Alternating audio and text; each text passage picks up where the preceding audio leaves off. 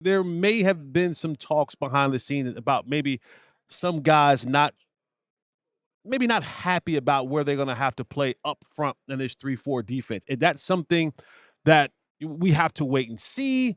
Are there guys that you look at and you go, may not fit this particular front right now? I wonder about Osa Odighizuwa. I wonder about him. We are joined now by Bryan Broaddus, and we are going to keep working our way through picking stuff throughout the show as well as he's getting franchise tagged today. But we're also right out here at the NFL Combine, and it's draft season, and I love draft season, and Bryan Broaddus loves draft season. And Bryan Broaddus is my draft dad. He's a lot of people's draft dads, honestly. He's true. I think he, like what Mel Kiper did for Big Draft, Bryan Broaddus did for DFW Draft. Facts. You got a lot of people started in this game, and I will be forever grateful for that because I don't even remember how it started. Like, I think I was a part-timer out at Valley Ranch running Garrett pressers, and somehow we talked, and you were like, if you really like the draft, come out here tonight and watch film. And I don't think you thought I would, and you're like, come out 5 nights a week. And I'm like, all right. Yeah. That's the old football challenge right there. Let's see if you're really serious about this. We'll see how much he really wants to scout here. Great to be with you guys, by the way. I think it actually started because of you and Kevin Turner. Now, I'd been doing stuff with like Dane Brugler. Right. You know, Dane got his start with us. Actually, Ed Cahill way back in the day at DallasCowboys.com when we were at Valley Ranch. Yeah. Ed came up with the idea for the draft show. And so I'm thinking, good idea. Man, we need to – I can't carry this thing by myself. And you thought, man, there's this great guy on at night with Arnie Spain. Well, it's what I actually shout out to Arnie. He's hilarious. But I think what happened with you was I just wanted to make sure that if we were talking about the draft on the radio, that we didn't sound like idiots. Yeah. I think that's really how it got started with you and KT and others that, you know, I wanted to make sure in our market that like when let's try and talk about this in an intelligent way. Yeah. Let's not have to go to some book and kind of figure things out. Let's really sit down if we have access to the tape, which I had. Yeah. You know, and it was a big ask for guys like yourself that were doing these long shows and then KT doing shows and you know, but I've been really fortunate. David Hellman coming on board. Hellman got thrown into by like when he came with the Cowboys, like Derek Eagleton goes, anybody want to put Hellman on a show? I go, I'll take Hellman. I'll take that. I'll take Tiny Hellman. Jim. Yeah, and Hellman became that. And so we've kind of developed this group that you know, and then getting others involved too, Zach Wolchuk, Aisha Morrison, all these, you know, people that have kind of taken it and run with it. And I think overall, though, man, I'd scout with any of these guys and gals, you know, that we've worked with. So you mentioned that Christian Parker, the defensive coordinator, was on the Fan this morning. We had great questions for him, I thought, and a lot of great information for Cowboy fans about what this thing is going to look like. I tried to do that. Yeah. My question for you is: the more and more you learn while we're here at the Combine, does it change anything that you think about potential player fits for the Cowboys, names to keep in mind, et cetera? Smart and ability to separate. I think defensively, I don't think they're going to have any players that don't have high football IQ. Now, there's players that have high football IQ that aren't really great players. Yeah, that won't work either. That's tough. I mean, that's, you know, all there's of a sudden, a baseline here. Yeah, you've got to find. But I think they're going to. I asked him the question about, and I said, is there as you're watching this combine, are there players that fit your eye when it comes to your scheme? And he says, yeah, if you let me talk to these guys and let me watch them and stuff, he goes, there are some guys that I absolutely could see being a part of this. But I think the way that he was describing how he's going to play his scheme, he talked about one of the better tackles he's ever played with or coached was Kenny Clark when it came to playing a gap and a half and how to play the scheme. So that's a positive right there. So you kind of have an idea of watching a Kenny Clark, what you might need to get at defensive tackle. So yeah, it's encouraged me I didn't think that scheme was going to, I didn't think it was going to play as downhill as it sounds.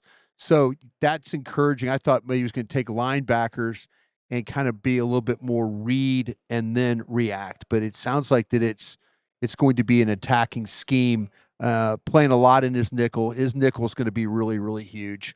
So they're going to have to kind of figure that out as well. Brian, I think that what you said about the guys up front takes me into my question. Just being here in Indy, and you're running a lot of different people, and you have a lot of different conversations with handlers and agents, and you start hearing the conversations, and with this defense now turning into a 3-4. Right. And the way that you have to address that up front. There may have been some talks behind the scenes about maybe some guys not happy about where they're going to have to play up front in this 3-4 defense. And that's something that we have to wait and see. Are there guys that you look at and you go, may not fit this particular front right now? I wonder about Osa Odighizuwa. I wonder about him. I wonder him playing a 4-eye. Him Explain the 4-eye, please. Inside of the tackle. Yeah. So he's really he's so used to playing a 3, which is outside eye of the guard. So scooting over a little bit. Yeah, you're scooting over there, that gap. And I wonder, though, his game is really about the quickness and about getting up the field. I wonder about his ability to play a gap and then get back too, and there's times where I think the power or lack of power in his game could be a little bit of a problem. I think that's why you've seen them interview a lot of these defensive tackles. Oh yeah, isn't that wild though? Yeah. Well, I think they're trying to hunt some 4 eyes is Yeah. what they're trying to do. In the old 3-4 scheme, you play a 5, that would be head up on the tackle. They want you, they're going to play shades, and shades we mean is on the shoulders or inside eye. But yeah, I think that to me that Osa would be the one guy that I'm not really sure how he's going to fit in, or they're going to try with him, but I wonder how it's going to work overall. And as someone like yourself who has been on the scouting side of things, and your job is to go out and find these particular players for that coach's scheme, sometimes guys get washed out because a new defensive coordinator or offensive coordinator may come in and you go, this guy just isn't the guy that I thought was going to fit in my, and we've seen that, right? We dealt with that all last year with Eberflus and Clowney. I think Clowney is the guy, if you want to be honest. Stephen Jones initially was very much a Clowney. Oh yes, we want to do something with Clowney, and now we get here to the combine, and he's like, you don't hear it as much. You're not. I think that Christian Parker's kind of come in and said that. To your point, Could there be movement though? Could there be movement with guys that have been on this team that the Joneses may have said, hey, these are cornerstone guys, but when Christian Parker sits down and he goes, they're not. I don't. Oh no, I absolutely, I think so. I think we're to the point now where Maris Leofau, when they're going to move him as an outside linebacker, and Maris Leofau I think is really good playing attacking and things like that. But I don't think we'll see about the coverage stuff at Notre Dame. He had some times where he covered, but I think we're to that point now where we're moving guys around to try and figure out if they can do it. But if they can't do it, then they'll probably moved off the roster. That's the thing. They've drafted really poorly on defense, and I wanted to say this yesterday to Will McClay. He's like, yeah, we sit in our room and laugh at you guys doing mock drafts. And I wanted to say, yeah, we sit in our room and laugh at you for busting on picks. Like we laugh at, why would you take Junior Fehoko in the 4th round when we all had him in the 7th, that kind of thing. So, hey, listen, you can laugh at us all you want, but we're laughing right back. They need to do a better job. The reason they're in the situation right now is because talent-wise on defense is they have missed on a lot of picks, 2nd-round picks, 3rd-round picks. Unfortunately, they had a 2nd-round pick that passed away, but they've struggled, and now they're going to have to go out and play in free agency. They're going to have to focus on the defense because Rod Marinelli and then also Dan Quinn. And then Mike Zimmer and Eberflus. You've had 4 different defensive coordinators come in here picking players, and none of them seem to really be really good fits. Who is your favorite guy at 12 or 20 to help Ezeraku rush the quarterback? Well, like I said, people are gonna get.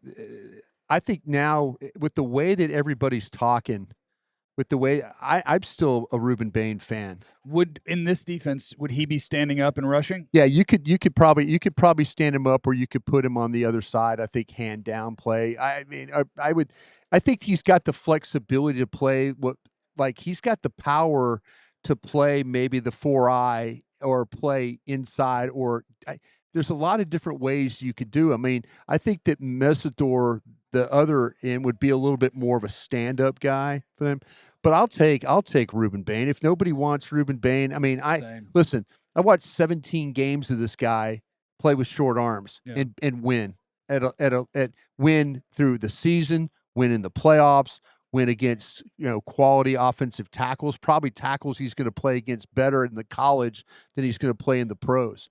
Listen, when you're a guy that's deficient, maybe physically, there are ways to find ways to win, and he finds ways to win. His whole game is built off not letting tackles get their hands on him. Yeah. I mean, Jeff, you know all about that deficiency, right? It's not about the size of the ship; it's about the motion in the ocean. That's correct. But his motion of the ocean is really good. Yeah. I think in some ways, this is going to sound insane. I think in some ways he makes the fact that his arms are shorter work for him because you can be quicker when it's time to club. When he does a great job of it not hurting him. And that's what I want you to briefly explain to the fans because we talk about it a lot and we understand the lingo of short arms. What does it mean? But to the common fan, they're like, well, why is this short arm thing such an issue? He's a damn good player. Yeah. And from a scouting perspective, when you talk about these measurables, we're idiots. Jesse, you think your arms are longer than mine?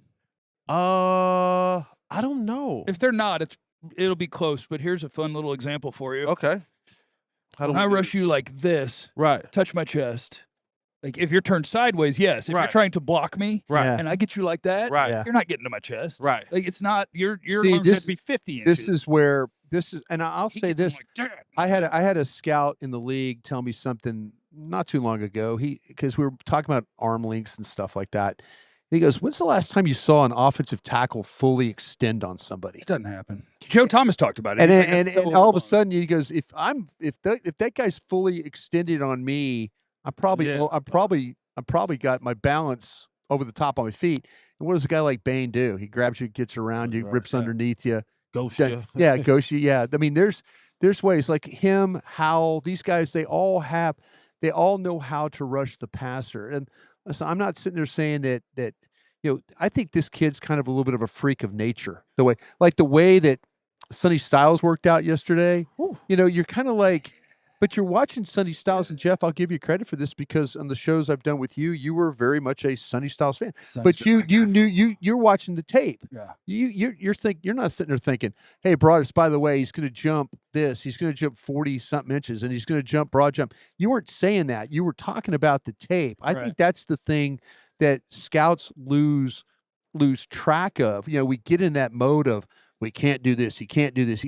Well, watch Bain play for 17 weeks, and you could see how he plays at that kind of level. So, yeah, I like the Sonny Styles thing. I didn't think he was going to get there anyway. I think Sonny Styles was a top 8 player, and what happened was media scouts just kept putting him back. You're kind of figuring out that Sonny Styles is actually should be further up the food chain than where media scouts initially had him. Well, just let me hope. I saw 3 mock drafts come out yesterday, and 2 of them had him going 15th. So just let me dream. Just let me dream. Well, and maybe it's when you get your CeeDee Lamb surprise. Yeah, it'd be awesome. Maybe you get maybe it'll be Caleb Downs. See, that's another one. There's good people. I had some people were talking about that some of these guys. We were the corners. The talking of the corner room, and they weren't so much worried about McCoy at Tennessee. Like not working out and stuff. They were worried about Delane and what he would measure and what he would run. Yeah, and I saw his measurements this morning. I think he passed. Yeah. Delane's 5'11". But he's not going to work out at the combine. See, this is as the former scout, I really, whether we were at the old RCA Dome, Hoosier Dome, I really did appreciate when kids put their hands on the line and did the work. Yeah. And a lot of these kids had where they're not going to ever have to do anything ever more about working out. They could say, listen, I'll stand on my combine numbers. Yeah. Cool. And that's cool. And you know what? You have that right to tell me when I come in there, hey, can I get you to do? No, I'm going to stand on my combine numbers. Yep. Gotcha. I got no fight with you here. Bryan Broaddus, make sure you're following Crown Global Media, both on YouTube and on Twitter. On Twitter, there's no O, it's CRWN. Make sure you're following that enterprise. Also on The Fan, you can hear Bryan all over the place, and we appreciate you. Thank you, guys. You're my draft dad, and I appreciate you. I appreciate you being such a good son. If I had to power rank you, I would have probably traded you away a long time ago. Yeah, but that's because you would get great compensation.